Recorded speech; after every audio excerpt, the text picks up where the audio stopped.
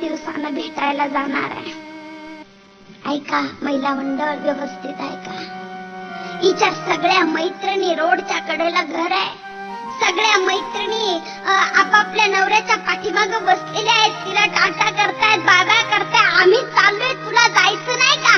ही म्हणते हो मला जायचंय ना, पण वेळ आहे, पण वेळ आहे. हिचा 5 वर्षाचा मुलगा जवळ येतो. आई, ए मम्मी, सगळे गेले ग माझे मित्र, आपल्याला नाही जायचं का मामाच्या घरी? काय उत्तर द्यावं महाराज? हे लहान लेकरू आईला विचारता आणि ही मुलगी म्हणते बाळा मामाचा फोन येऊ दे, मामा आपल्याला न्यायला येईल, थांब जरा. तिची नजर रस्त्याकडे. भाऊ फोनही करीत नाही आणि भाऊ न्यायलाही येत नाही. जीवनामध्ये ना कोणासमोर तरी व्यक्त होता आलं पाहिजे महाराज.